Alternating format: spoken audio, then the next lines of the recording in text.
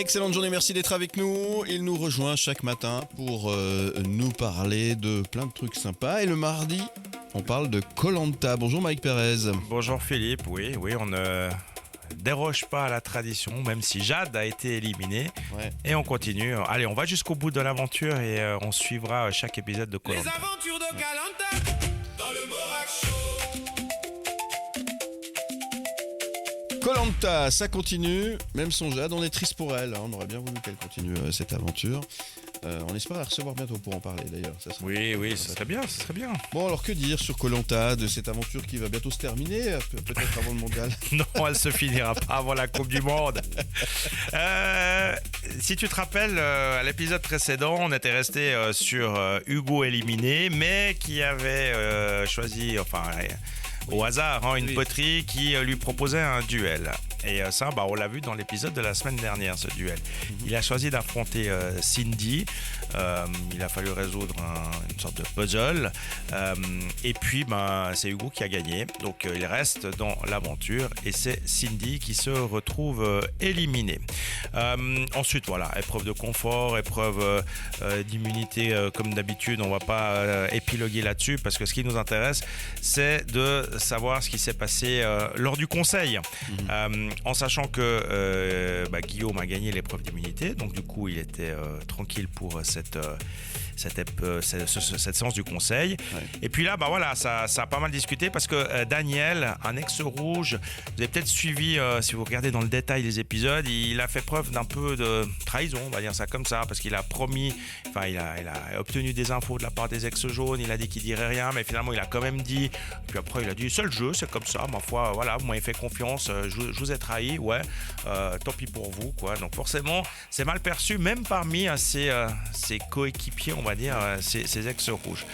Donc Daniel était un tout petit peu dans le collimateur et on pensait sincèrement que c'est lui qui allait gicler à l'issue de ce conseil, mais finalement pas du tout, quoi. Pour une raison que j'ignore, à vrai dire, que j'ai pas vraiment comprise. Et bien finalement, Daniel a réussi à sauver sa place parce qu'en fait, lui, il a réussi vraiment à passer entre les gouttes et c'est Antonin qui s'est retrouvé éliminé, jugé dangereux par un peu tout le monde, quoi, et notamment ses ex-coéquipiers. C'est vrai que on est à un stade du jeu où on commence à avoir peur de ceux qui sont trop forts et qui peuvent vraiment aller au bout de l'aventure. Donc à un moment donné, tu dois aussi commencer à te dire, oula, lui ou elle, je m'en méfie, et on va le sabrer et puis on va le sortir du jeu, quoi. Quelque part, oui, c'est vrai que c'est là aussi que tu dois à la fois montrer que t'es fort, mais sans montrer que t'es le meilleur, parce que si tu montres que t'es le meilleur, tu t'exposes effectivement à te faire sortir, quoi. Ouais. C'est ce qui est arrivé à Antonin. Donc résultat des courses, dans l'épisode de la semaine dernière, on a donc 2 éliminés, Cindy et Antonin, et le jeu se poursuit donc ce soir. Donc là au moins il n'y a pas de suspense en début d'épisode, on repart sur un rythme traditionnel avec directement l'épreuve de confort, l'épreuve d'immunité et ensuite le conseil. Accrochez votre ceinture.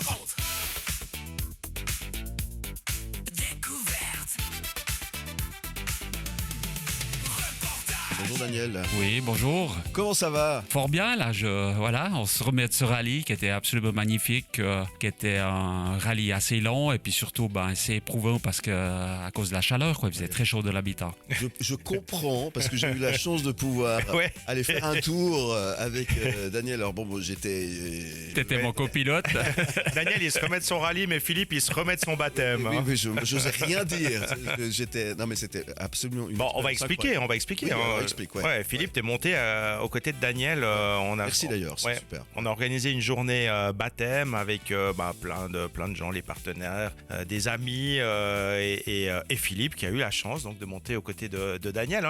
Il l'emmenait pas large, pour une fois, il a fermé un peu son caquet. Non, là, il parlait pas trop. Alors, c'était pas le Philippe qu'on a l'habitude de connaître. Et donc moi, je voilà. pas, moi.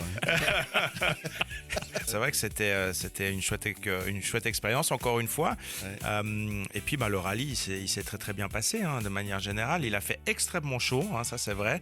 Et c'était un élément pour toi qui était nouveau, Daniel, parce que tu n'avais pas eu l'occasion vraiment de faire un rallye avec cette voiture dans des conditions aussi extrêmes. Même aux Canaries, il faisait pas aussi chaud. Non, même aux Canaries, donc j'avais pas aussi chaud à l'intérieur de la voiture. Et juste pour dire, c'est que le vendredi soir, je touchais l'arceau de la voiture, on se brûle les mains, quoi. Donc je pense qu'on a en tout cas 50 degrés à l'intérieur. Donc après, voilà, il n'y a pas de clim, on précise quand même. Donc voilà, c'est des conditions assez extrêmes quand même. Ça, perdre du poids, c'est vraiment bien ton truc. Ouais, là c'est bien, là je vous conseille. Ouais. Et puis surtout, le rallye s'est très bien déroulé d'un point de vue effectivement, on va dire mécanique. Il n'y a pas eu de bobo, il n'y a pas eu de casse, il n'y a pas eu de crevaison. Et tu l'as bouclé à la 12e place. C'est ton meilleur résultat. Oui, tout à fait. Je vois que je progresse après chaque rallye. Les Canaries, ça m'a vraiment fait du bien. Donc là, vraiment, j'ai commencé à comprendre la voiture parce que c'est des voitures qui sont très, très, très performantes. Puis moi qui reprenais la compétition 35 ans après avoir arrêté. Donc il fallait vraiment se remettre dans le bain et tout. Et puis là, je prends beaucoup de plaisir parce que la voiture, je la sens bien. Donc voilà, et c'est effectivement mon meilleur résultat. Donc j'étais très, très satisfait de cette place, ce classement. Bah oui, tu avais dit que dans les 15 premiers, tu étais 12e. C'est magnifique. Voilà, ouais, tout à fait. Donc pour moi, mon objectif incroyable, c'était 15. Et puis, je finis 12. Voilà, c'est bien rempli le résultat. Ça veut dire la suite, c'est quoi alors? Ah, écoutez, pour l'instant, c'est les vacances. Pour l'instant, je me remets un peu de ces 2 rallyes. Pendant 2 mois, je me suis préparé à fond pour faire ces 2 rallyes. Donc, à présent, voilà, j'ai besoin un peu de respirer. Puis après, on verra ce qu'on fera par la suite, quoi.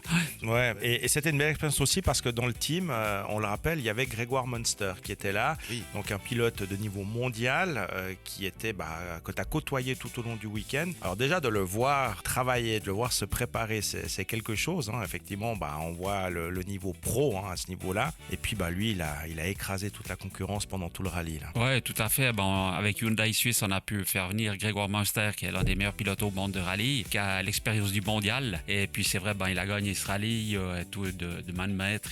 Mais il était vraiment très pro. On voit, voilà, c'est une grosse préparation qu'il fait. Il étudie les vidéos, il est tout le temps à travailler sur ses notes, à changer les notes et tout. Donc voilà, c'est des pros. Puis il a 26 ans, donc il croche pour vraiment réussir et tout. Donc voilà. C'est la différence entre les pilotes amateurs qu'on a en Suisse, voilà. Parce que tout le monde est amateur en Suisse, même les meilleurs. Même Mike Coppens, le champion de Suisse, c'est un pilote amateur.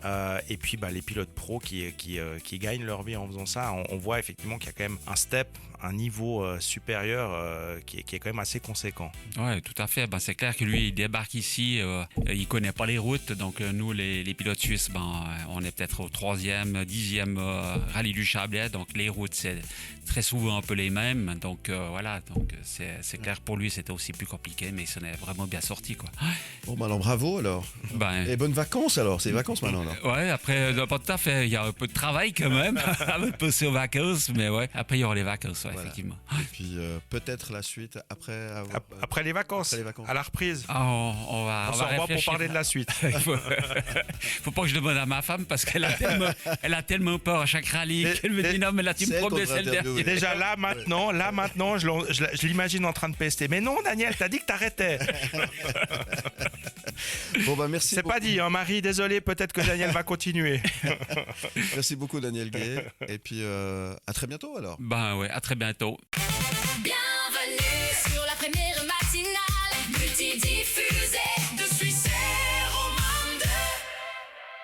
Bonjour Pal de Gomme. Mais bonjour Philippe, bonjour tout le monde.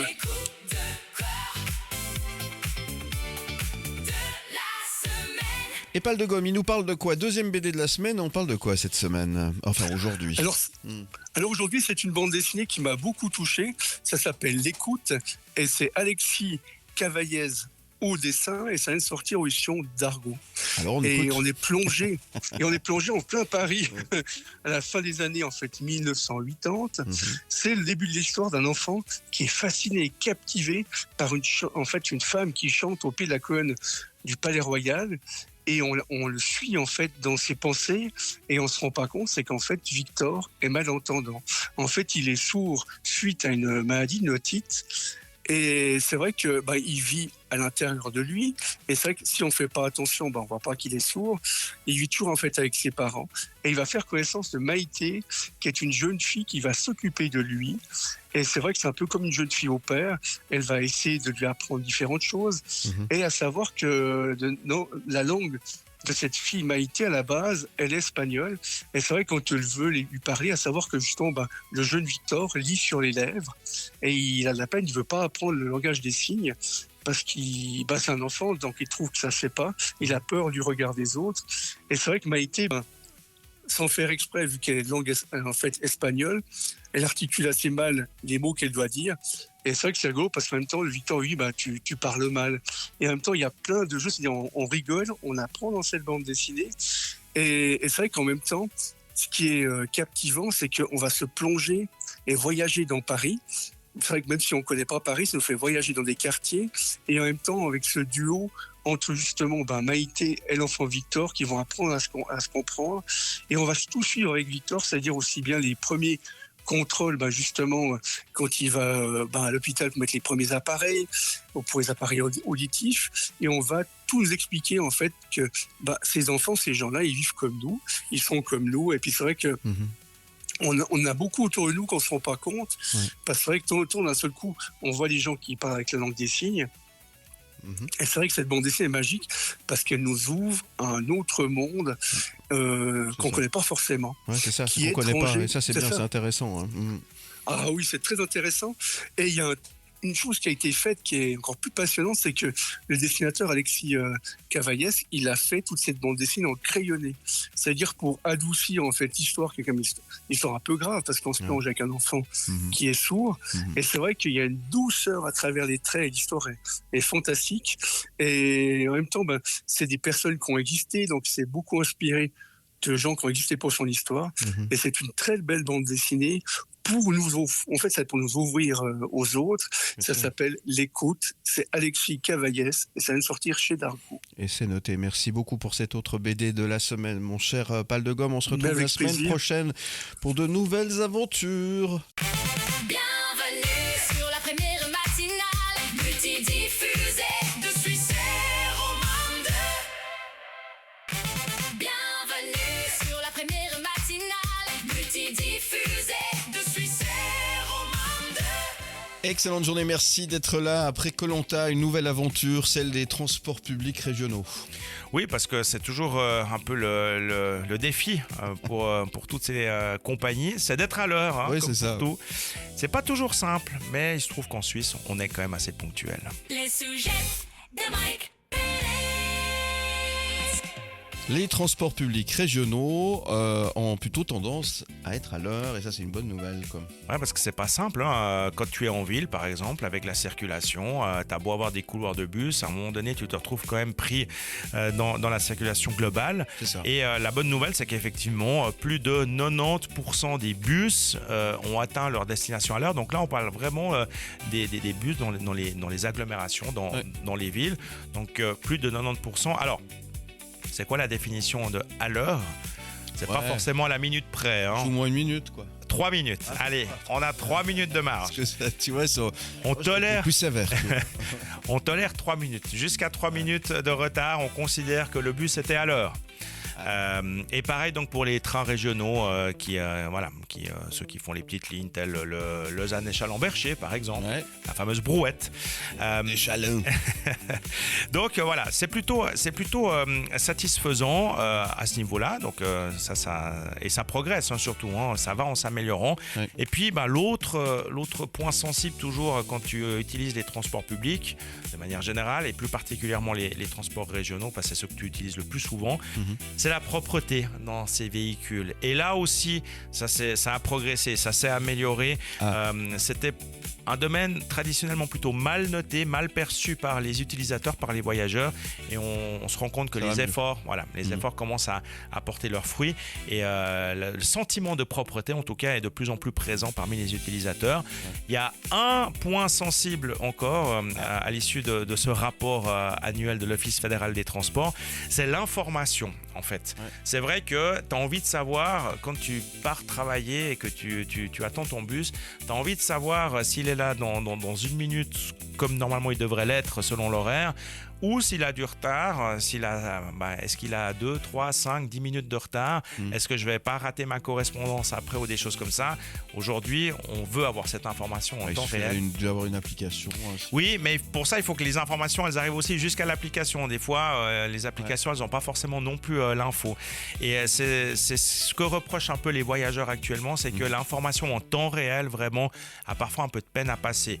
Globalement, oui, ça marche bien, mais disons que peut faire mieux sur ce domaine-là, que ce soit les panneaux d'information qui sont affichés aux arrêts de bus, par exemple, ou effectivement donc les applications.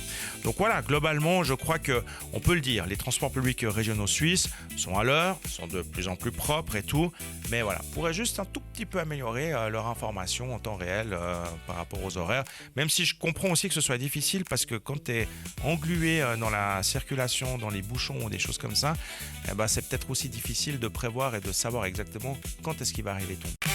Bienvenue sur la première matinale multidiffusée de Suisse romande. Je vous parle de Vignes et Culture et on va en parler avec l'organisatrice et la fondatrice de ce beau concept, Aurélie Kondo, qui vous emmène à la découverte de ces belles régions qui nous entourent. Écoutez. Les bons plans de Philippe. Les bons plans de Philippe. Mais bonjour Aurélie, Mais bonjour. comment ça va bien? Mais ça va super bien, ça commence bientôt, ça commence le 18 juin en Ouais. fait, donc là on est un peu sur les starting blocks. Et durant tout l'été, Vignes et Culture, ça va être l'occasion de pouvoir lier l'humour, le plaisir, la culture et, comme son nom l'indique, les vins aussi. Et découvrir aussi ce patrimoine viticole que nous avons dans nos belles régions. Oui, c'est la 6e édition, effectivement, il y a une trentaine de dates par année. Là, cette année, il y en a 27 entre le 18 juin et le 29 août. Et puis, on va dans 4 cantons romans pour des repas spectacles autour des produits du terroir, du vin et de la rigolade parce que Ouais. les artistes sont majoritairement des humoristes. Les humoristes, oui, Sandrine Viglino, Lord Betrave, Nicolas Bury, Daniel Dos Santos, j'en passe et des meilleurs. Une jolie programmation qu'on retrouve sur le site internet, bien évidemment. Une idée originale, sympathique, qui est née, sauf erreur, durant la période du Covid, c'est ça? Mais c'est ça parce que en fait, voilà, on n'a pas toujours envie de revenir dessus, mais ça fait vraiment partie de l'historique de viniculture. C'est que ça naît dans une période où on est désespéré, il faut trouver des idées. Et c'est là que je me suis dit que mes artistes, parce que moi j'ai une agence artistique, donc mes artistes ne jouaient pas. Et j'ai eu cette idée de me dire les domaines viticoles ont des beaux endroits, appelons-les et allons organiser des choses chez eux. Et eux, ils étaient super contents parce que c'est pas des gens qui ont forcément l'habitude d'organiser des événements. C'est Donc ça. ils étaient très contents aussi d'avoir des événements clés en main. Et puis ça fait 6 ans que ça dure. Donc c'est marrant parce que d'une catastrophe peut naître quelque chose de chouette et qui peut même après la catastrophe continuer à exister. La preuve. Donc je suis assez contente, quoi. Oui, c'est bien, effectivement. Et ça match, et c'est des univers qui vont bien ensemble, en fait, c'est ça aussi. Mais bien sûr, et puis c'est vraiment des découvertes de spectacles de l'artiste qui donnent aussi envie aux personnes après d'aller les voir dans une vraie salle de spectacle avec des vraies conditions de spectacle, parce que là c'est vrai qu'ils jouent dehors, il n'y a pas de boîte noire, il n'y a pas de technicien son ni de technicien lumière, Ouais. donc ils sont un peu à poil comme on dit. C'est ça. Mais ils aiment bien ça parce que les spectateurs peuvent partager un peu plus avec eux, ils mangent avec eux. Ils sont très Donc, accessibles, c'est du coup. C'est super, quoi. Ouais, exactement. On limite, les événements viniculture, c'est vraiment des événements exclusifs, limités à 50, 60 personnes, Ouais. ce qui permet justement aux gens de partager quelque chose et de se rencontrer, au contraire d'un événement à 300 personnes où, ouais, voilà, chacun rentre chez soi et il n'y a pas vraiment eu d'interaction sociale, quoi. Là, il y en a et c'est sympa. Et surtout dans une période où les vignerons ont aussi besoin d'exister, de communiquer. On sait que c'est aussi un peu compliqué pour eux, lier finalement l'utile à l'agréable avec ce côté artistique, ce côté culturel qui permet finalement de faire de belles rencontres et de passer des moments, on va dire, conviviaux, exceptionnels traditionnel. Et c'est chaque fois unique, on peut le dire. Hein. Mais c'est chaque fois unique parce que le lieu est différent, l'artiste est différent, les vins sont différents, et ce qu'on mange est différent. Donc c'est vrai que ça, on n'en a pas parlé, mais la partie nourriture est très importante. Oui, bien sûr. Chaque domaine peut choisir vraiment ce qu'il a envie de proposer à manger. Donc c'est des forfaits nourriture-repas de manière générale. Et puis ça va de la fondue en passant par les burgers, le poulet rôti, des grandes grillades. Donc il y a vraiment plein de choses. Donc les gens vraiment choisissent en fonction de la date, du lieu, du vin, de l'artiste. Et c'est ça aussi qui est chouette. Ça permet aussi à certaines personnes de venir plusieurs fois parce que c'est jamais la même chose. Alors comment ça se passe justement si on veut participer à l'une ou l'autre de ces soirées? J'imagine qu'il faut réserver, il faut s'organiser un petit peu à l'avance. Comment faut-il procéder pour bien faire les choses? Oui, c'est important de réserver. Et puis la base est vraiment, il y a tout qui est en vitrine sur le site www.vigneculture.ch. Les réservations après se font via monbillet.ch, mais il y a des liens, c'est tout facile. Ouais. Mais en premier, il faut se rendre sur ce site et puis faire son petit marché. Et puis oui, réserver parce que comme c'est des événements limités avec un nombre de personnes restreint, c'est important de s'y prendre un petit peu à l'avance. Important aussi, l'événement a lieu par tous les temps, donc on a à chaque fois un plan B. Si tout à coup, ça nous est arrivé quand même une ou deux fois, si tout à coup il fait moins beau, on peut aller à l'intérieur et c'est tout aussi sympathique. Donc voilà, pas de risque avec la météo. Bon, en tout cas, c'est très sympa. Vigneculture, vous allez sur le site internet pour en savoir un petit peu plus.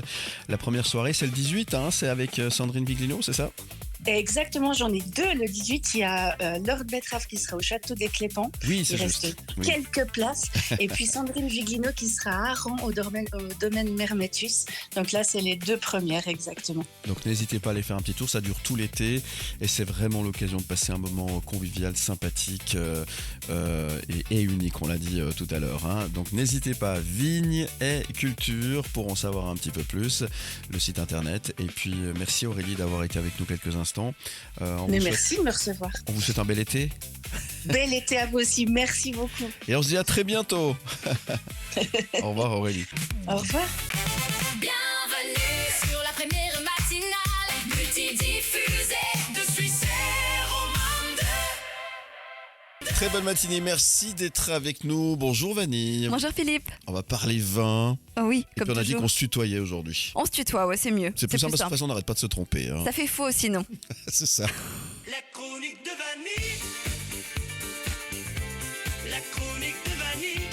Et on aurait pu faire Schmolitz pour fêter cette occasion et le tutoiement pour parler d'un vin que vous avez choisi de nous mettre en avant aujourd'hui. Et oui, je vais vous parler de rosé aujourd'hui, Tiens, puisque j'ai goûté il y a quelques jours un rosé et je voulais vous demander, vous faire deviner la couleur de ce rosé. bon, il est pas rose alors, c'est ça? C'est pas. Ah bah non, il sera pas rose. Ah ouais, je sais pas. J'allais dire peut-être presque un rouge, un peu plus. Et non, Allez. il était bleu. Bleu. Bleu. Tiens, alors c'est pas un rosé, c'est un bleuté alors. Et voilà, c'est un vin rosé bleu. C'est la nouvelle performance du château Malesser qui a choisi de proposer ce vin pour rendre l'été un petit peu plus fun. Et c'est un rosé, je répète les paroles du propriétaire, sans chichi, pensé pour les apéros d'été, les copains, et on a même le droit de jeter un ou deux glaçons dedans. Ah bah c'est sympa ça. Voilà, c'est vraiment un rosé fait pour les après-midi peps et sympathiques entre amis cet été. Ouais. Alors la grande question que vous allez me poser, j'en suis sûre, que tu vas me poser du coup, Philippe, j'en suis sûre, c'est comment un rosé devient bleu? Oui, bah tu m'enlèves les mots de la bouche. Et c'est comment est-ce qu'on fait du vin bleu, hein? Eh ben, Des myrtilles. figure-toi. Non, c'est pas ça. T'es pas loin, figure-toi que le raisin a eu un coup de main de la part de la betterave. Ah, tiens, C'est pas mal. la betterave. Alors je vous rassure, hein, elle a joué juste le rôle pour la couleur, mais est pas elle, si a bête, laissé, elle a laissé le raisin jouer le rôle du goût. Et franchement, visuellement, ce Bacchus Wave, c'est comme ça qu'il s'appelle, fait complètement son effet Ok. entre curiosité, marketing évidemment, et envie de casser les codes du vin traditionnel. Cet été, le rosé pourrait bien voir la vie en bleu grâce au Château Malesser. Et franchement, je vous conseille d'essayer parce qu'il était pas mal du tout. Ah oui, alors c'était ma deuxième question. Est-ce que c'est bon? Ah ouais, il était pas mal du tout. Avec un glaçon. Encore une fois, avec un glaçon sans chichi. En plus, avec le glaçon, ce qui est sympa, c'est qu'il devient encore plus clair parce qu'il tire presque sur le violet. Je vous mettrai des petites images si vous voulez Volontiers. sur les réseaux. Avec grand plaisir. D'ailleurs, sur les réseaux, on vous retrouve. Ah oui, sur La Goutte Podcast, vous pouvez me retrouver. Et puis aussi sous mon prénom, bien sûr, Vanille Boyer, mais c'est moins intéressant. Ouais, t'as vu, je te vous voyais à nouveau. Oui, bon, c'est difficile, hein. Bon, allez, on dit qu'on se vous voit. Très bien. Alors, du vin bleu avec le château Malesser, c'est bien ça? Exactement. Très bien. Si tu veux ou si vous voulez, il n'y a pas de souci, il n'y a pas de problème. On se retrouve demain Avec grand plaisir. avec le tu ou avec le vous demain? On voit demain, selon l'humeur du jour. Bienvenue sur la première matinale multidiffusée de Suisse romande. Parlons gastronomie avec Monsieur Goemio. Knut Vander, bonjour. Bien le bonjour. Coups de cœur, gastronomie. Les coups de cœur, les coups de cœur. Knut, hier nous étions dans le Vallon de Villars. Aujourd'hui, vous nous emmenez où? Alors aujourd'hui, je vous emmène en dessus de Lausanne. J'ai décidé de faire un petit peu des plans canicules là, parce que l'été arrive. On a déjà eu quelques très belles et chaudes journées. Ouais. Elles vont revenir. Donc je vous emmène au chalet des enfants, figurez-vous. Ah oui. Qui est un endroit que j'aime beaucoup parce qu'il est serti dans les bois du Jura, dans une prairie. C'est entouré, il y a les vaches, c'est champêtre, c'est très, très, très charmeur. Et puis, est-ce que vous savez pourquoi ça s'appelle chalet des enfants? Alors non, je sais pas, mais ça me rappelle des souvenirs parce que j'y allais quand j'étais petit déjà, donc c'est très très très ancien comme institution. Mais alors par contre, pourquoi ça s'appelle comme ça, je sais pas. Alors, c'est parce que cette propriété, qui aujourd'hui appartient à la ville de Lausanne, appartenait à une grande famille lausannoise qui appelle les Secrétans. Et figurez-vous qu'il y avait un pasteur Joseph Secrétan qui avait 3 enfants. Et c'est pour ça que ce chalet s'est appelé le chalet des enfants. Donc, ça n'a rien à voir avec le restaurant, ça n'a rien à voir avec les activités qui peuvent y avoir lieu. Mais enfin, ce chalet des enfants est donc joyeux, convivial. Il a quand même aussi accueilli des hôtes prestigieux, notamment Coco Chanel, avait ses habitudes au chalet des enfants. Elle logeait au Beau Rivage Palace, mais elle allait manger au chalet des enfants. Et puis, eh bien, en 2004, des grands travaux ont permis de remettre cette auberge vraiment au goût du jour. C'est très très mignon. J'aime beaucoup l'endroit. Il y a des boiseries anciennes, tout ça est respecté. Et c'est Romano Azenauer qui est aussi responsable de l'abbaye de Montron, qui fait souffler un vent nouveau depuis là sur cette adresse de grande tradition. On y mange des choses simples, des croûtes aux champignons, des fondus. Les fondus sont à tomber de sa chaise. Ils avaient à un moment donné, je ne sais pas s'ils l'ont toujours, mais des fondus à l'ail d'ours. Une vraie merveille. Des spécialités vaudoises comme le bout de phat. Et puis, quand on a aimé ce qu'on a mangé, on a parfois envie de recommencer. Donc, il y a une épicerie qui est en libre service, qui est juste à côté dans la ferme voisine. Et je trouve toujours très sympa ce côté confiant qui montre que on vit dans un pays magnifique. Et c'est une adresse magnifique dans ce pays magnifique. Pourvu que ça dure. Absolument.